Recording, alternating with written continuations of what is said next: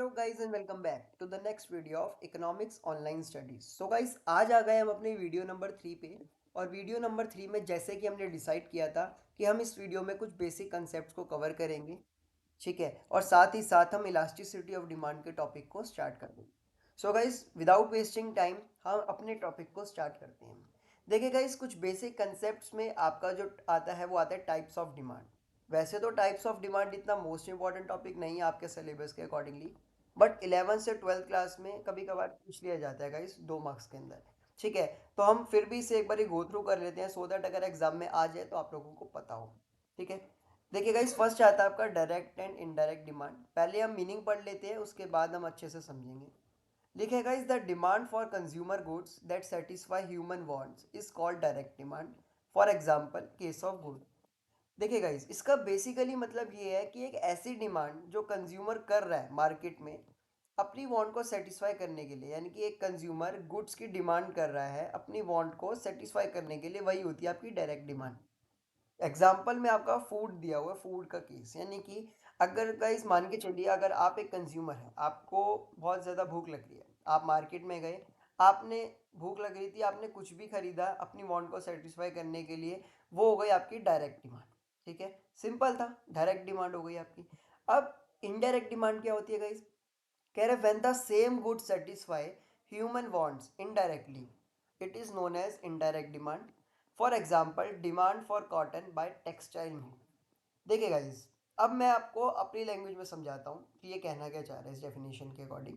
देखिए गाइस, आपने जैसे ही मार्केट में गए, आप एक कंज्यूमर, आप मार्केट में गए, आपने अपने एक गुड परचेज किया, यानी कि आपने एक फूड को परचेज किया जो आपकी वांट को सेटिस्फाई कर रहा था, वो तो हो गई डायरेक्ट डिमांड। अब अगर आपकी चॉइस है कि आपको फूड में भी कुछ ऐसी चीज खानी है जो आपका मन कर रहा है, ठीक है, तो वो आपकी इनडायरेक्ट डिमांड है, यानी कि फूड जो है आपकी वांट को सेटिस्फाई कर रहा है, लेकिन उसके अंदर आपकी एक चॉइस आ गई कि मुझे फूड में ये चाहिए, तो वो आपकी डिमांड हो गई कि फूड आपका डायरेक्ट डिमांड हो गई। लेकिन वही फूड आपकी जो एक वो थी, वांट थी कि हाँ मुझे जो है फूड चाहिए, लेकिन फूड में मुझे ये स्पेसिफिक फूड चाहिए, तो वो आपकी इनडायरेक्ट डिमांड हो गई। ठीक है गाइस, सो ये डायरेक्ट और इनडायरेक्ट डिमांड आई होप आपको क्लियर होगा। इसमें डेफिनेशन में सिर्फ यही बताया गया था, इससे ज़्यादा कुछ नहीं है। ठीक है, आई होप अगर आपको क्लियर है तो मैं आगे चल सकता हूँ। ठीक है, सो गाइस नेक्स्ट आता है आपका joint and composite demand. Guys joint and composite demand क्या होती है, पढ़ते एक बारी। The demand for one commodity leading to the demand for another is known as joint demand. For example demand for ink and paper.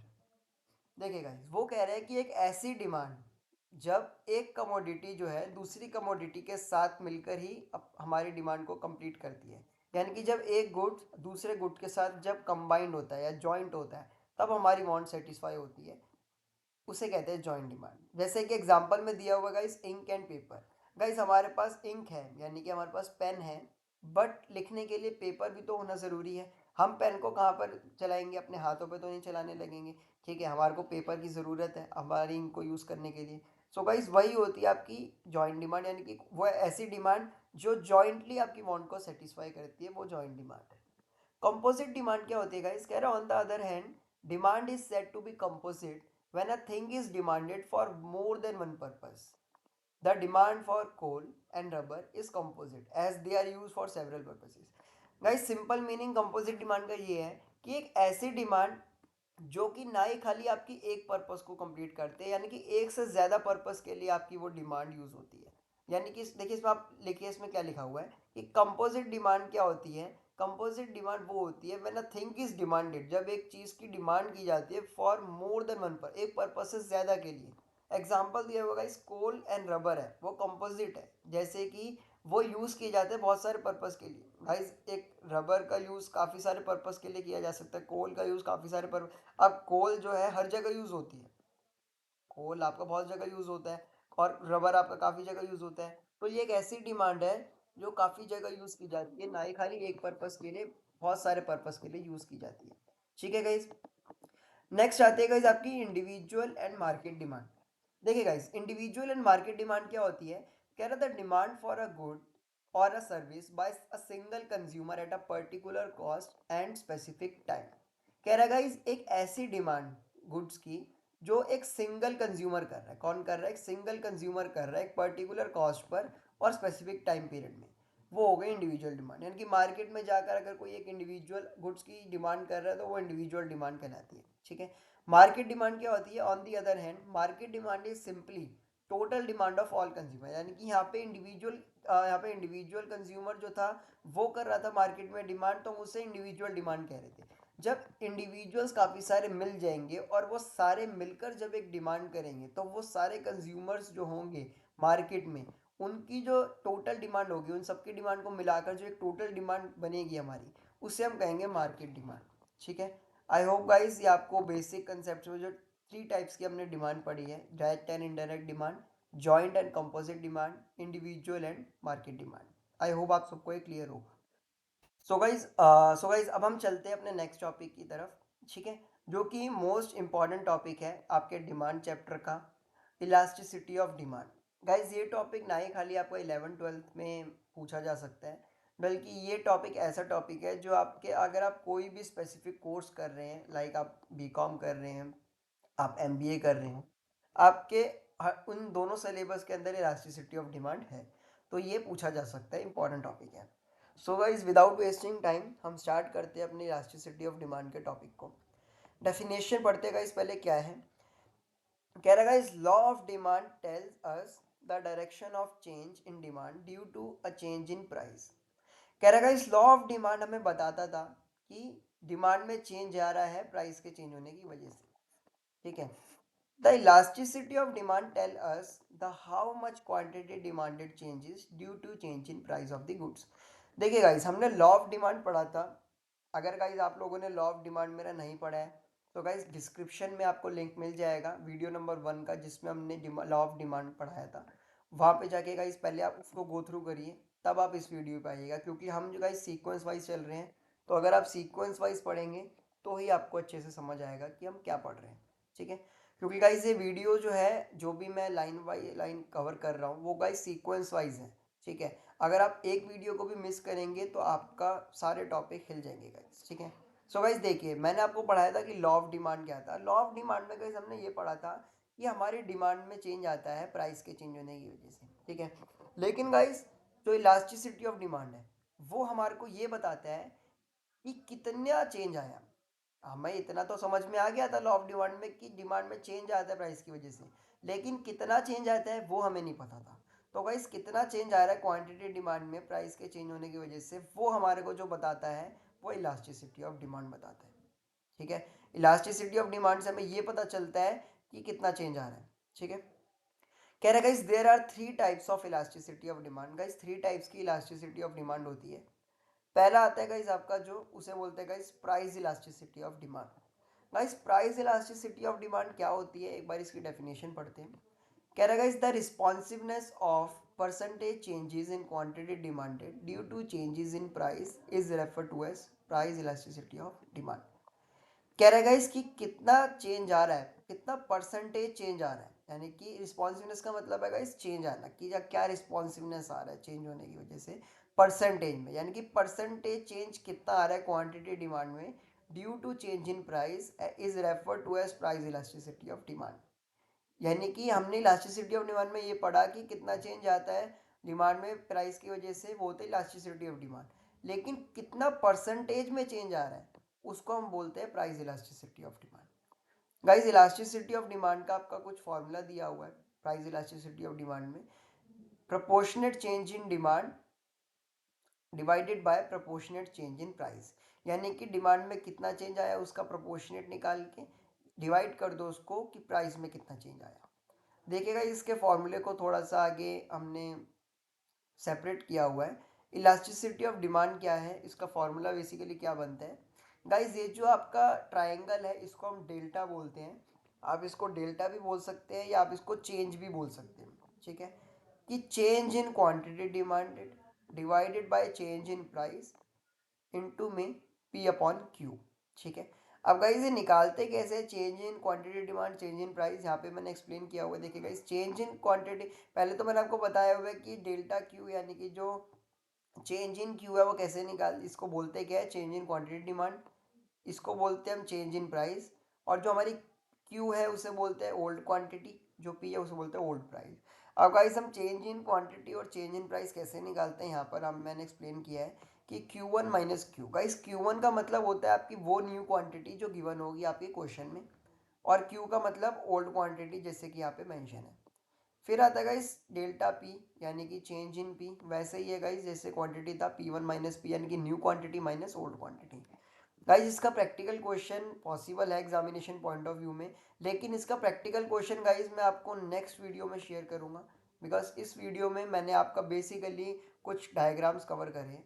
ठीक है, so guys हम इसका जो भी प्रैक्टिकल क्वेश्चन होगा उसके 2 से 3 क्वेश्चन जो है अच्छे अच्छे वो नेक्स्ट वीडियो में कवर करेंगे। ठीक है, अब गाइस देखिए इसमें लिखा है by applying the proportionate method. Guys ये जो प्रोपोर्शनेट मेथड है, यानी कि जो हमने यहाँ से डिमांड निकाली है, जो परसेंटेज चेंज आया है प्राइस इलास्टिसिटी में, इसमें कह रहा है गाइस प्रोपोर्शनल मेथड को अप्लाई करके हमारे पास गाइस 5 डिग्री ऑफ इलास्टिसिटी आती है। गाइस ये बहुत इंपॉर्टेंट टॉपिक है। ये 5 इलास्टिसिटीज आपको एग्जामिनेशन में पूछी जा सकती है। ज़रूरी नहीं है कि 5 की 5 पूछी जाए, हो सकता है इसमें से कोई आपसे 3 इलास्टिसिटी पूछे और आपको उसके डायग्राम्स बनाने हो। अब वो डायग्राम कैसे बनाने हैं वो आगे डिस्कस कर रहे हैं हम। देखिए गाइस, फर्स्ट टाइप की डिग्री ऑफ इलास्टिसिटी है आपकी elasticity is equal to zero. Guys ई जो है वो आपका इलास्टिसिटी डिनोट करता है। ठीक है, so elasticity is equal to zero को गाइस हम कहते हैं परफेक्टली इन इलास्टिक। क्या कहते हैं? Perfectly in elastic. नेक्स्ट आती है guys elasticity is less than one. Guys देखिए जब लेस देन वन है तो उसे बोलेंगे less elastic. Equal to one है अगर तो यूनिटरी इलास्टिक, और अगर इलास्टिसिटी ग्रेटर देन वन है तो उसे मोर इलास्टिक बोलेंगे। And guys elasticity is equal to infinity. Infinity है तो गाइस वो परफेक्टली इलास्टिक है। अब ये गाइस होता क्या है इसको आगे अच्छे से हम आगे डिस्कस कर रहे हैं, आइए आगे देखते हैं। देखिए गाइस अभी हमारा जो टॉपिक आ गया है वो 5 डिग्री ऑफ इलास्टिसिटी में फर्स्ट डिग्री ऑफ इलास्टिसिटी है, जिसको हम बोलते हैं perfectly inelastic demand. Perfectly inelastic demand, जिसको elasticity of demand is equal to zero भी आप डिनोट करके बोल सकते हो। ठीक है, अब इसका मीनिंग होता क्या है गाइस एक बारी वो पढ़ लेते हैं। कह रहा है guys the quantity demanded does not change as price changes. देखिए गाइस वो कह रहा है कि क्वांटिटी डिमांड चेंज नहीं हो रही, प्राइस चेंज हो रहा है तब भी। ठीक है, इसलिए उसको परफेक्टली इलास्टिसिटी ऑफ डिमांड बोला है। यानी कि यहाँ पे जो इलास्टिसिटी ऑफ डिमांड है वो जीरो है, यानी कि डिमांड में आपको कुछ फर्क नहीं पड़ रहा as price changes, price change हो रहा है। इस डायग्राम के थ्रू आप गाइस समझिए। देखिए ये जो आपको पी दिख रहा है गाइस और ये जो क्यू दिख रहा है वो आपके ओल्ड प्राइस और ये ओल्ड क्वांटिटी है। ये आपका डिमांड कर्व बना हुआ था स्ट्रेट लाइन। ठीक है, प्राइस आपका जितना भी था, क्वांटिटी आपकी जितनी भी थी, ये आपकी ओल्ड थी दोनों। देखिए गाइस प्राइस पी से P1 हुआ, यानी कि प्राइस आपका इंक्रीज हुआ लेकिन डिमांड आपकी उतनी रही। ठीक है, तो आपका डिमांड कर्व सिंगल ही बनेगा, बट आप यहाँ पे चेंजेस दिखा सकते हैं। लेकिन जैसे कि परफेक्टली इन इलास्टिक है तो यहाँ पर हम क्या बोलते हैं कि क्वांटिटी डिमांड में कुछ चेंज नहीं आ रहा, not change as price changes, यानी कि प्राइस चेंज हो रहा है बट क्वांटिटी डिमांडेड आपकी स्टिल ओल्ड ही है, उसमें कुछ चेंजेस नहीं आया। तो गाइस ये थी आपकी फर्स्ट डिग्री ऑफ इलास्टिसिटी जिसे बोलते हैं परफेक्टली इन इलास्टिक। ठीक है, नेक्स्ट आती है गाइस लेस इलास्टिक डिमांड, जिसे हम बोलते हैं elasticity of demand is less than one. देखिए गाइस कह रहा है changes in price leads to a smaller percentage change in quantity demand. देखिए गाइस लेस इलास्टिक से ही समझ में आ रहा है कि चेंज आ रहा है बस लेस आ रहा है, यानी कि क्वांटिटी डिमांड में जो चेंज आ रहा है वो स्मॉलर परसेंटेज में चेंज आ रहा है इन क्वांटिटी डिमांड, कि प्राइस की वजह से स्मॉलर परसेंटेज चेंज आता है क्वांटिटी डिमांड में। देखिए डायग्राम के थ्रू समझिए अच्छे से। ये गाइस ओल्ड प्राइस और ये आपकी ओल्ड क्वांटिटी है क्यू, और ये डिमांड कर्व आपका बन रहा था। देखिए गाइस आपका जो डिमांड कर्व है, देखिए ये स्ट्रेट लाइन थे डिमांड कर्व। गाइस जैसे भी आप नेक्स्ट डिग्री ऑफ आगे आगे डिग्रीज आप पढ़ते रहेंगे, सेकंड थर्ड फोर्थ फिफ्थ, तो गाइस आपका डिमांड कर्व जो है वो थोड़ा सा टिल्ट होता जाएगा। अभी आपका स्ट्रेट लाइन था गाइस, तो आपका सेकंड इलास्टिसिटी में थोड़ा सा जो है वो ऐसा जो था गाइस वो टिल्ट हो जाएगा। ठीक है, थर्ड में गाइस थोड़ा और टिल्ट हो जाएगा, फोर्थ में थोड़ा सा और फिफ्थ में एकदम स्ट्रेट लाइन। ठीक है, आगे आप पढ़ेंगे तो समझ में आएगा। देखिए देखिए यहाँ पे जैसे प्राइस जो था वो ओल्ड, ये रहा क्वांटिटी, और ये थोड़ा सा टिल्ट होके बना है हमारा डिमांड का। देखिए अब लेस इलास्टिक में दिखा रहा है गाइस, यहाँ पे आपको शो हो रहा है कि देखिए प्राइस में चेंज आ रहा है ज्यादा, यानी कि उसमें क्या डेफिनेशन क्या थी गाइस कि प्राइस के चेंज होने की वजह से डिमांड में स्मॉलर परसेंटेज में चेंज आ रहा है, यानी कि प्राइस तो चेंज हुआ लेकिन डिमांड अगर आप देखेगा तो डिमांड बहुत स्मॉल है, यानी कि जो आप देख रहे हैं गाइस ये पोर्शन आपका ये बहुत स्मॉलर चेंज आ रहा है। क्वांटिटी डिमांड जो पहले क्यू थी अब Q1 हो गई, ठीक है। यानी कि प्राइस ज़्यादा बढ़ा लेकिन क्वांटिटी डिमांड हमारी थोड़ी सी कम हो गई, ज़्यादा बड़ी कम नहीं हुई, थोड़ी सी कम हुई। सो ये था गाइस आपका less elastic demand. Third type की इलास्टिसिटी आती है गाइस जिसे हम बोलते हैं unitary elastic demand. Unitary elasticity demand क्या होती है गाइस, जिसको इक्वल टू वन होता है, यानी कि गाइस कि percentage change in quantity demand is the same as percentage change in price, यानी कि जितना प्राइस में चेंज आ रहा है उतना ही क्वांटिटी डिमांड में चेंज आ रहा है। देखिएगा इस old price old quantity demand का देखिए थोड़ा सा और टिल्ट हो गया आपका, ठीक है। अब गाइस देखिए यहाँ पे आपका प्राइस में जितना चेंज आया क्वांटिटी में भी उतना चेंज आएगा, ये थोड़ा सा ऊपर नीचे हो सकता है क्योंकि गाइस देखिए मैंने आपका ये डायग्राम यूज़ करके बनाया है हमारे कुछ टूल्स से। बट गाइज आप जब पेंसिल से या पेन से जिससे भी आप बनाएंगे अपने एग्जामिनेशन में, तो गाइज आप एकदम परफेक्टली बनाना कि जहाँ पे आपका यूनिटरी इलास्टिक हो वहाँ पे आपकी प्राइस में जितना चेंज आ रहा हो उतना ही डिमांड में चेंज आ रहा हो, ठीक है।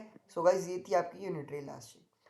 फोर्थ टाइप की इलास्टिसिटी आती है गाइज आपकी मोर इलास्टिक डिमांड। गाइज नेम से ही सजेस्ट हो रहा है कि मोर इलास्टिक, यानी कि प्राइस में इतना चेंज नहीं आ रहा है, डिमांड में ज़्यादा आ रहा है। डेफिनेशन क्या है गाइज, देखिए quantity demanded changes is larger percentage than price changes, यानी कि क्वांटिटी डिमांड ज़्यादा चेंज हो रही है प्राइस के चेंज होने की वजह से। देखिए गाइज ये थोड़ा सा और टिल्ट हो गया, ठीक है। देखिए ओल्ड प्राइस ये ओल्ड क्वांटिटी था, अब गाइस प्राइस थोड़ा चेंज हुआ लेकिन क्वांटिटी डिमांड में देखिए कितना ज़्यादा फर्क आ गया, प्राइस इतना सा बड़ा, क्वांटिटी डिमांड हमने ज़्यादा कम कर दी। सो गाइस ये था आपका मोर इलास्टिक। फिफ्थ आती है गाइस आपकी elasticity of demand is infinity to infinity है, ठीक है, यानी कि इलास्टिसिटी ऑफ डिमांड जो है वो इन्फिनिटी होती है। अब गाइस देखिए इलास्टिसिटी ऑफ डिमांड जो है वो इन्फिनिटी क्यों होती है, हम इसको एक बार पढ़ लेते हैं, ठीक है। There quantity demanded changes large, guys देखिए यहाँ पे मैंने थोड़ा गलत कर दिया है, एक्चुअली मैं यहाँ पे ये आपका इक्वल टू इलास्टिसिटी थी, मैं आपको ये ठीक कर देता हूँ भाई। यहाँ पे जो इलास्टिसिटी है वो इक्वल टू इन्फिनिटी है, ठीक है guys. Quantity demanded changes larger percentage the price remain same, कह रहा है गाइस क्वांटिटी डिमांड चेंज हुआ कि प्राइस सेम था। जैसे हमने फर्स्ट इलास्टिसिटी पढ़ी थी गाइस उसमें क्या था कि प्राइस बढ़ रहा था बट डिमांड हमारी सेम थी। इसमें क्या है गाइस आपका कि प्राइस सेम है लेकिन डिमांड में चेंज आ रहा है। देखिएगा इसे ओल्ड प्राइस ओल्ड क्वांटिटी ये रही, डिमांड कब देखेगा मैंने आपको कहा था ना कि थोड़ा टिल्ट होते होते एक टाइम ऐसा आ जाएगा जब डिमांड हमारा जो है वो एकदम टिल्ट हो जाएगा। देखिए डिमांड कब आपका एकदम स्ट्रेट लाइन कब बढ़ने का, ठीक है। प्राइस ये था ओल्ड क्वांटिटी ये थी, प्राइस देखिए यहाँ पे प्राइस सेम है, प्राइस एकदम देखेंगे प्राइस की लाइन सेम है लेकिन डिमांड हमारी चेंज हो रही है, यानी कि प्राइस में चेंज नहीं आ रहा, हमने डिमांड में अपनी चेंज कर दिया, ठीक है। सो गाइज ये थी हमारी 5 इलास्टिसिटी ऑफ डिमांड। गाइज मैंने इसमें ऑल लाइंस इसलिए ऐड ऑन नहीं करी क्योंकि आपका एग्जामिनेशन पॉइंट ऑफ व्यू से इम्पॉर्टेंट तो है लेकिन आपको सिर्फ मेन डायग्राम और अपनी डेफिनेशन पे ऊपर फोकस करना है।